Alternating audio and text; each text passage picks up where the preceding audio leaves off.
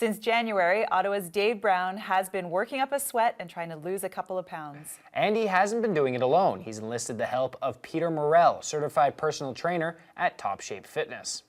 Before hitting the gym, Peter has some sage advice about the long-term benefits of staying active. It comes down to priorities, right? Obviously, people have different priorities, and people, for example, people will have a priority, they want to buy nice rims for their car. And you'll spend $12, $14, $15, $2,000 on rims for your car, but you won't spend $2,000 on your body. It boils down to priorities. One of the priorities for a good workout is a proper warm-up. Peter explains why.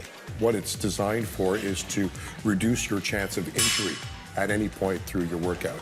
So there's three main components in a warm-up. There's a cardiovascular component, there's a movement component, and then there's a warm-up, what we call a neurological component. And here we go. Peter takes me over to the treadmill to start my warm-up. And we're gonna hit the quick start button right in front of you, yep. The first component is our cardiovascular component, and most personal trainers will usually take someone and they'll put them on the treadmill between 10 to 12 minutes on average. What that does is it gets our heart pounding and it gets the blood moving out of this area right here, which we call the viscera. It's the area from roughly the upper portion of your chest to your abdomen.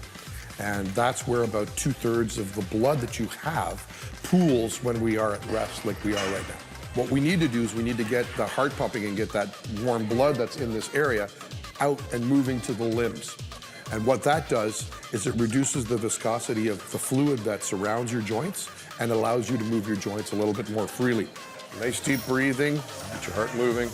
The second component is a movement component where we'll do some movement motions. We'll do some walking, sort of goose step walking, where you'll kick your hand, you'll grab your knee while you're walking, and right.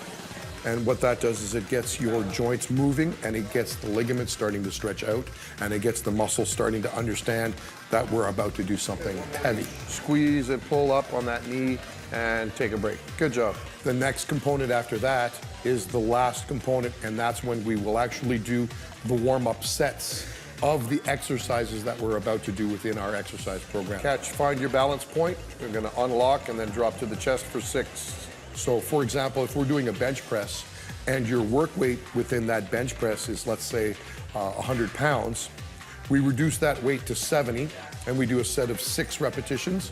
At 70, we move it to 80, we do a set of 5 repetitions at 80, we move it to 90, and we do a set of 4 repetitions at 90. And what that does is it gives our neurological system 4 very important pieces of information. 1, what exercise am I doing? 2, what is the range of motion of that given exercise? 3, what muscles am I calling upon to be the prime movers and which ones are going to be the stabilizers for that range of motion for that given exercise? And then 4, that there's a substantial weight involved. Once we've done that, we've reduced the chance of injury in the gym at least 95%. Good job. That's amazing. Thanks, Pete. No worries. Well, I'm glad to hear that Dave is sticking with it, and Peter and Mike are definitely giving him a holistic approach to shaping up. They sure are. Victoria, as an elite level athlete, do you have a preference on working out in a gym, at home, or outdoors? And part 2 of this question, does your environment change the intensity of your workout? Well, there's no question that I prefer being outdoors. It's way more enjoyable. And yeah, I think when you're inside, it's harder to get motivated. You just got to be creative about other ways to make it interesting, whether it's music or setting goals for yourself. Yeah, for me, if I'm working out inside and I'm on the treadmill, I can only last about like 10 minutes. But if I'm running outside, I can run for hours. Yeah. To learn more about Peter, Mike, and Top Shape Fitness, you can check out their website, topshapeinc.com.